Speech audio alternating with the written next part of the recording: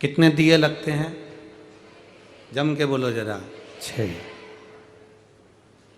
प्रसाद एक बार साथ में बनाकर ले जाते हैं, हिस्से भी मंदिर के अंदर ही करते हैं।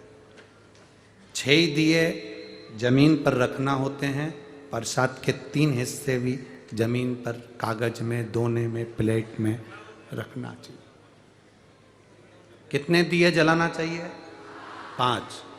सबसे पहले दिया 5 जलेगा, प्रसाद के 3 हिस्से हो जाएंगे, 5 दिए जल जाएंगे, छठा दिया भी उसके पास में रखा रहेगा।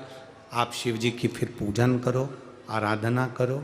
ऐसा नहीं कि पूरी पूजन कर ली फिर दिए जलाए, पहले 5 दिए जलाओ, 1 दिया वैसे ही रखो और प्रसाद के 3 हिस्से कर लो, फिर शिव जी की पूजन करना प्रारंभ करो।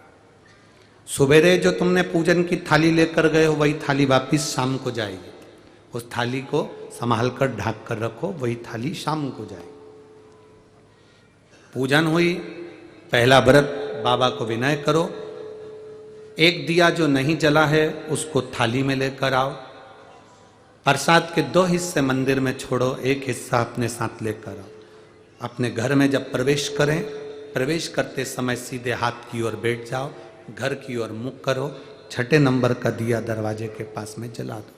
प्रसाद जो लेकर अंदर आए हो, भोजन करने से पहले प्रसाद को, मीठे का जो प्रसाद है घर में बना हुआ, चाहे सीरा बनाओ, खीर बनाओ, तुम्हारी मर्जी पड़े जो बनाओ, पर मीठा बनाना प्रसाद।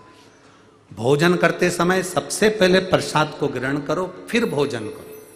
अब उस भोजन में तुम नमकीन खा सकते हो, ऐसा मना नहीं है कि मीठा ही मीठा खाना पड़ेगा। सात्विक भोजन।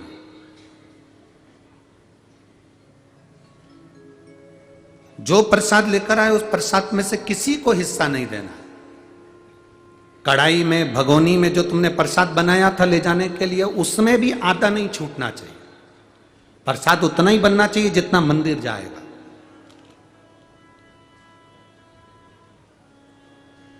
उतना ही प्रसाद बनाओ जितना मंदिर लेकर जाना है। कढ़ैया में छोड़कर मत जाओ। पूरा खीर ज्यादा बन गई है तो उतनी लेकर जाना पड़ेगी, हलवा ज्यादा बन गया तो पूरा लेकर जाना पड़ेगा।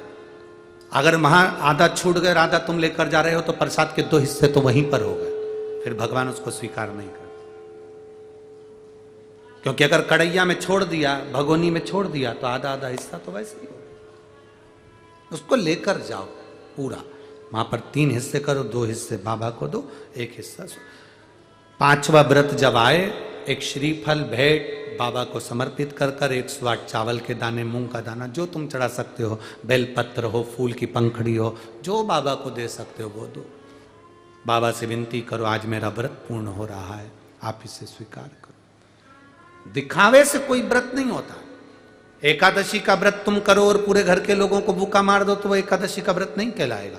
सोमवार का व्रत तुम करो और पूरे घर के लोगों को तुम सोमवार का व्रत करा दो, अर्थात भूखा रख दो, तो वो सोमवार का व्रत नहीं है।